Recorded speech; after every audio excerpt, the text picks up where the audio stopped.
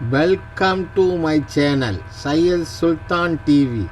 Please subscribe my channel. இருக்கணும். எதிர்ப்பு அரசியல்லே எதிர்க்கட்சி இல்லைன்னா அதுக்கு பேர் அரசியல் இல்லை. ஒரு பக்கம் பிரிண்ட் பண்ண நோட்டை யாராவது வாங்குவோமா? அதே மாதிரி ரெண்டு பக்கமும் பிரிண்ட் பண்ண நோட்டு எப்படி செல்லுமோ அதே மாதிரி கணவன் மனைவி ரெண்டு பக்கம் பிரிண்ட் பண்ண ஒரு கரன்சி நோட்டு மாதிரி வீட்டில் வாழ்க்கையில் இருக்கணும். ஒருத்தருடைய கை மட்டும் ஓங்கி இருந்துச்சுன்னா அது வீடு வீடாக இருக்காது. வேணாம். எங்கள் ஊரில் ஒரு கணக்கு வாத்தியார் 3rd ஸ்டாண்டர்டில் கணக்கு நடத்த போயிருக்கார். பையங்கள்லாம் உட்காந்துருந்தானுங்க. டாய், I am going to teach you mathematics. I am going to ask questions. You can answer immediately. Yes, sir. Come on. 4 plus 7. Tell.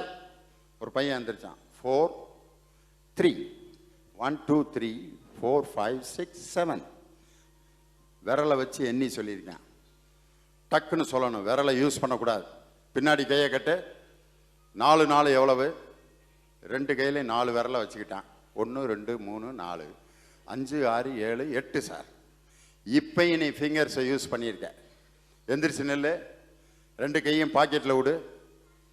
2 கையும் பாக்கெட்டில் விட்டான். 5 5 எவ்வளவு என்னடா அப்படின்னு இருக்காரு. 1 2 3 4 5 6 7 8 9 10 11 சார்ண்ணா. கிடையாது, 10 தானே வரும். இல்லை சார், 11 வருது சார். நல்லா எண்ணி பாடுறான். எத்தனை தடவை என்னாலும் இடையில ஒன்று சேர்ந்து வந்துக்கிட்டே இருக்கு சார். வேணும்னா நீங்கள் வந்து எண்ணி பாருங்க சார். அவர் 4 டிகிரி வாங்கின வாத்தியார், அதை பிடிச்சா என்ன முடியும்? நான் இந்த கிரைடனில் இதுக்கு மேலே இதுக்கு விளக்கம் சொல்ல, அவன் எதை எண்ணியிருக்கான்னு உங்களுக்கே தெரியும். வாத்தியார் அவனை ஃப்ரீடமாக சுதந்திரமாக இருக்க விட்டப்ப கணக்கை கரெக்டாக போட்டான். அவனுடைய சுதந்திரத்தை பறி கொடுத்து பாக்கெட்டில் கையை விட சொன்னார். 10 11 ஆக்கிட்டான். நம்ம குழந்தைகளுக்கு நம்ம சுதந்திரமான உணர்வை கொடுத்தோம்னா அது மாதிரி ஒரு மகிழ்ச்சி வேற எதுவும் இல்லை. குழந்தைகளை தயவுசெய்து கண்ட்ரோல் பண்ணாதீங்க. சில பேர் பார்த்தீங்கன்னா வச்சிருவேன். ஆனால் இந்த ஊரில் பார்த்தா பிள்ளைங்க தான் அவங்க அப்பாவை கண்ட்ரோல் பண்ணிக்கிட்டு இருக்கான். நான் பார்த்தேன். நான் டேடி அவங்க அப்பா பையன்ட்ட இப்படி நிற்கிறாரு. என்ன காரணம்னா, அவனை ஓங்கி கன்னத்தில் அரைஞ்சா அப்பா ட்ராயர் போட்டு ஜெயிலில் உட்காந்துருக்கேன். இந்த மாதிரி நிலைமை நம்ம தமிழ்நாட்டுக்கு வந்துச்சுன்னா எல்லா அப்பனும் ஜெயிலில் தான் இருப்பேன். என்ன காரணம்னா, இந்த பிள்ளைகளை சின்ன பிள்ளைகளை போட்டு அந்த நேரத்தில் அப்பா தன்னுடைய பவரை காமிப்பார் பையங்கள்ட்ட. டேய் இவட ஓகே படி. சரிப்பா. ராஸ்கல் 6th ஸ்டாண்டர்ட் பரீட்சை, mathematics exam. Rascal sit. Okay daddy. Sorry daddy. Yes daddy. எவ்வளவு நாளைக்கு அவன் இப்படி கண்ட்ரோலில் இருப்பான்னு நினைக்கிறீங்க? 10 15 16 வயசு வந்து இந்த லேசாக முகத்தில் மீசை வளரும். குரல் மாறும். பார்த்துருக்கீங்களா? ஆம்பளை பிள்ளைகளுக்கு அப்பா அப்படின்னு கூப்பிட்டு இருந்தவன் ஓபோ அப்படின்னா ஓபோ அப்படின்றான்னா அதுதான் அவங்க அப்பனுக்கு அபாய அறிவிப்பு. ஓபோ என்னடா ஒரு டைப்பாக இருக்கேன். அது வரைக்கும் அவங்க அப்பா முன்னாடி இப்படி தான் நடந்து வருவேன். அதுக்கப்புறம் பார்த்தீங்கன்னா இப்படி தான் நடப்பேன். வீட்டில் வந்து 8:30க்கெலாம் தூங்கினவன் 11:30க்கு தான் வருவேன் வீட்டுக்கு. அவங்க அப்பா கேட்குறாரு, டேய் மணி என்ன? 11:30 மணிக்கு வர்றதா? ஏதோ வர்றோம்ல பெண்ண. டே நான் பேசுறது அப்பாடா, அதுக்கு என்ன செய்ய சொல்ற? நீ தான் அப்பான்னு அம்மா சொன்னுச்சு. அப்பாட்ட இப்படி தான் பேசுறதா? அப்புறம் வாயில பேசாம வேற எதில் பேசுறது? அவங்க அப்பா ஃப்ளாஷ்பேக் போறாரு. சின்ன பையனா இருக்கும்போது நான் சொல்றதெல்லாம் கேட்டானே. கேட்க மாட்டான் அந்த வயசுல. அந்த ஏஜில் ஒரு அப்பா தன்னுடைய மகனுக்கு நண்பனா மாறா தவறினால் அந்த அப்பா குடும்ப வாழ்க்கையில தவறிட்டார்னு அர்த்தம். தன்னுடைய மகனுக்கு அவர் ஃப்ரெண்டா மாறினான். அந்த நேரத்தில் அவன் ஏஜுக்கு தகுந்த மாதிரியான விஷயங்களை பேசி அப்பாவுக்கும் மகனுக்கும் ஒரு ஃப்ரெண்ட்ஷிப் டெவலப் ஆச்சுன்னா சந்தோஷமா இருப்பான். ஆனால் எங்கள் ஊரில் ஒரு நாதஸ்வர கச்சேரி நடந்துச்சு. கிராமத்தில் என்னன்னே தெரியாத ஒரு கிராமத்தில் நாதஸ்வரம். அந்த நாதஸ்வரம் ஊதுறவர் அருமையாக ஊதிக்கிட்டு இருக்காரு. முதல் பாடல் அலைப்பாயுதே என்ற கானடா ராகம், தாளம் ஆதிதாளம், முத்துத்தாண்டவர் கீர்த்தனை. நாதஸ்வரம் ஊதுறார். பம் பம் பம் பம் பம் பம்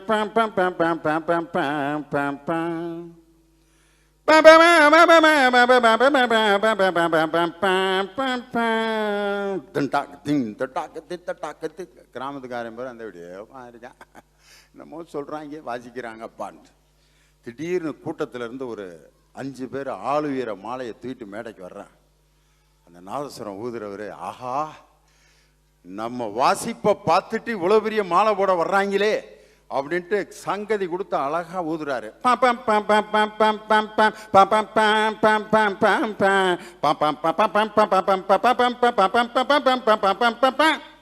வாசிச்சுட்டு நாதஸ்வரத்தை கீழே வச்சுட்டு மாலை மேடைக்கு வருது. எந்திரிச்சு கண்ணை மூடி அப்படியே குனிஞ்சு நிற்கிறார்.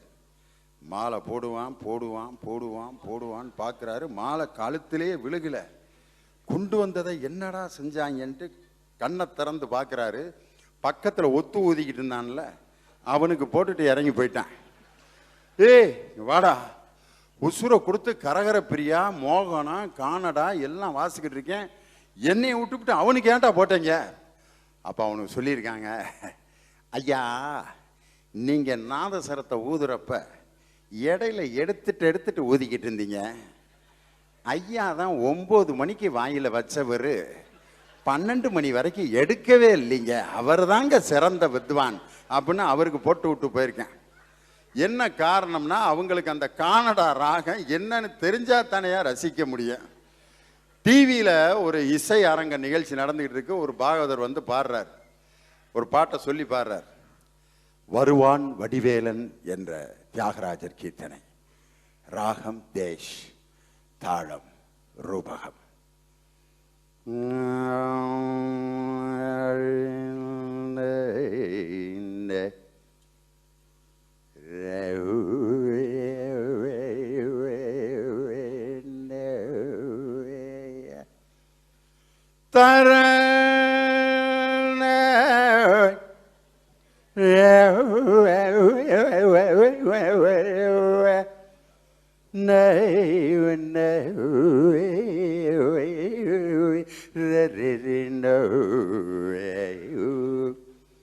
எங்க ஊர்ல ஊராட்சி பஞ்சாயத்து போர்டு டிவியில் உட்காந்து ஒரு 10 பேர் பார்த்துக்கிட்டு இருக்கேன். அதை ஐயாக்கு என்னடா வகுறு வழியா இவ்வளவு கஷ்டப்படுறாரு, எதுவும் பிரியாணி தின்ட்டு வகுறு அடப்பாகி போச்சு போல இருக்கு, ரொம்ப சிரமத்தில் இருப்பார் போல இருக்கு. பொர்றா அவர் ஒரு பாட்டு சொல்லியிருக்காரு, படிப்பாடுறா.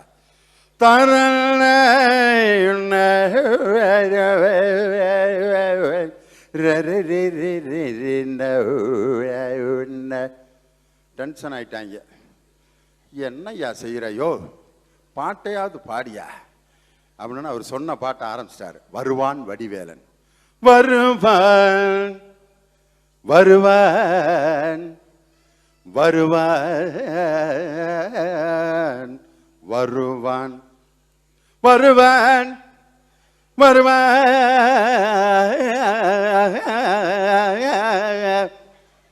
வருவான்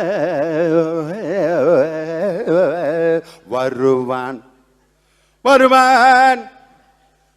அவன் யாரு எப்ப வருவான்? ஏன் வருவான்னு 7:30 மணிக்கு ஆரம்பிச்ச, மணி 9:30 ஆகுது, இன்னும் வருவான்னா யாரு எப்ப வருவான்? எதையாவது சொல்லியா?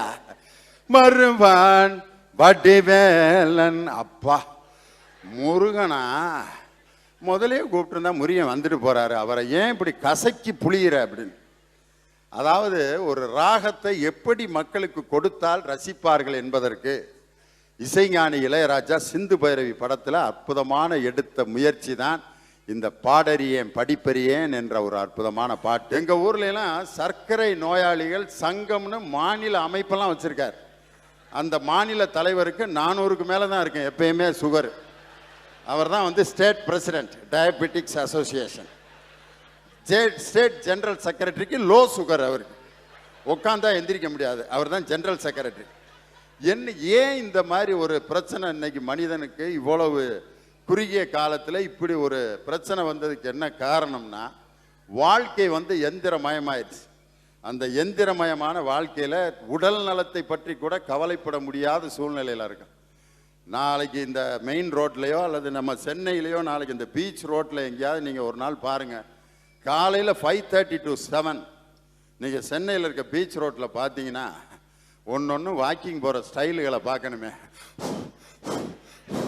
எங்கே போய்கிட்டு இருக்கீங்க? போய்கிட்டு இருக்கானப்பா.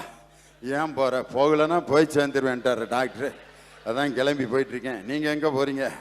வயிறு அங்கே மந்தவெளியில் இருக்க, அதை கூப்பிட்றதுக்காக போகிறேன். அது என்னை விட்டு நகர்ந்து போயிட்டே இருக்கு அப்படிங்கிறார்.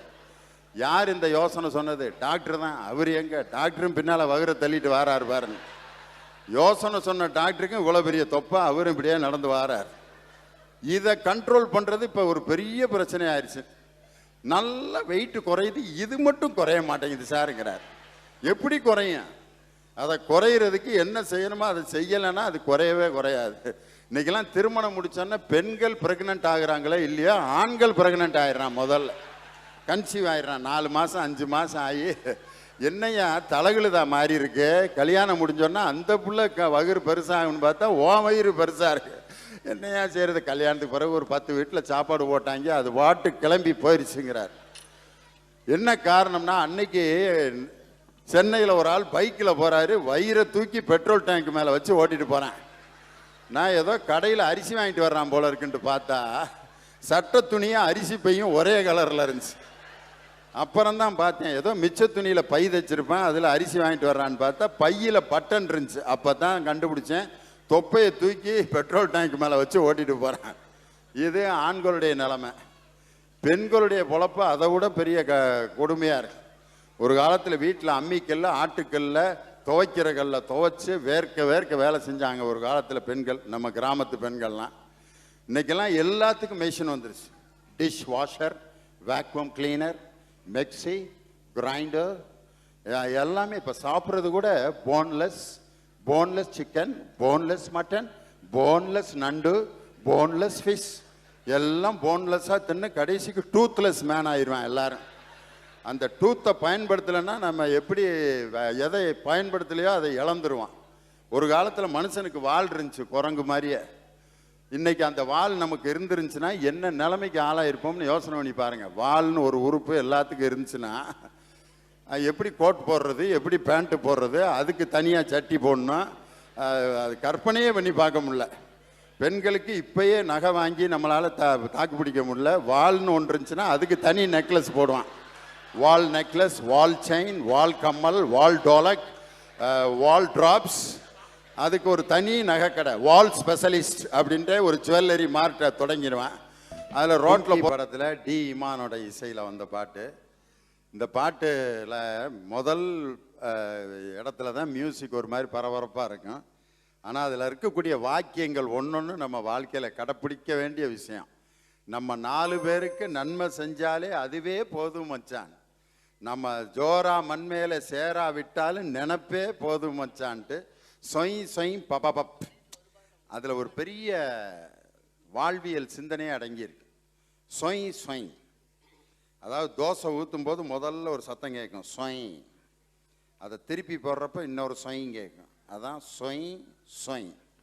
முதல்ல தோசை மாவு ஊற்றுறது தான் கணவன், திருப்பி போடுற சொய் மனைவி. இந்த 2 சொய்யும் சரியா இல்லைன்னா குடும்ப வாழ்க்கை பபப் அப்படின்னு ஆயிரும். அப்படிங்கிறதுக்காக தான் அந்த கவிஞர் ரொம்ப அழகாக அந்த வார்த்தையை திட்டமிட்டு எழுதியிருக்கார்.